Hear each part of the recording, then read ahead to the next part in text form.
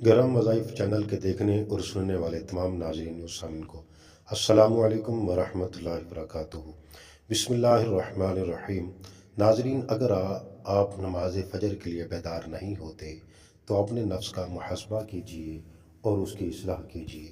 نماز فجر کے لیے اللہ تعالیٰ اپنے خاص بندوں کو بیدار فرماتا ہے، کیونکہ یہ نماز منافقین کے لیے گراں گزرتی ہے۔ یقین کیجیے، کچھ باتیں صرف اللہ سے کرنے والی ہوتی ہیں۔ کسی بھی ایسے دروازے پر جو آپ کے منہ پر مارا جائے، کبھی دستک مت دیجیے، کیونکہ آپ کے رب کے دروازے کے علاوہ کوئی دروازہ بھی ایک مرتبہ سے زیادہ دستک کا حقدار نہیں۔ اپنے رب کا شکر گزار ہونے کے لیے اگر کوئی وجہ درکار ہے تو اپنی چلتی ہوئی نبض پر ہاتھ رکھ لیں۔ اپنی زندگی میں ہمیشہ چاند کی طرح بہیں، ٹھنڈے اور پرسکون، کہ جو آپ کی طرف دیکھے وہ پرسکون ہو جائے، اور جو آپ کے ساتھ چند لمحے بتائے وہ اپنا اسٹریس بھول جائے۔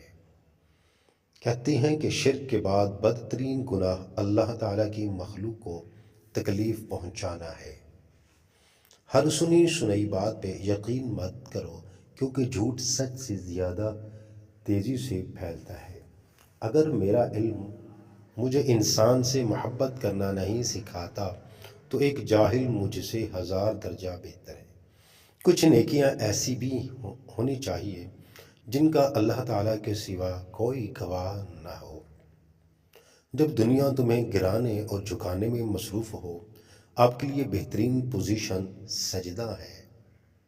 انسان کو کوئی چیز اتنا نہیں بدلتی جتنا اس کے دل پہ گزری ہوئی تکلیفیں اسے بدل دیتی ہیں، اور تکلیفیں بھی وہ جو اس نے تنہا جھیلی ہوتی ہیں۔ اگر آپ سچ بولنے کے عادی ہیں تو سن لیں، آپ سے محبت کرنے والے دن بدن کم اور نفرت کرنے والے زیادہ ہوتے جائیں گے۔ ناظرین، کسی کو کمزور اور حقیر نہ سمجھو، کیونکہ راستے میں چھوٹا سا پتھر بھی آپ کو منہ کے بل گرا سکتا ہے۔ زندگی میں بس دلوں کو جتنے کا مقصد رکھنا، دنیا جیت کر تو سکندر بھی خالی ہاتھ گیا۔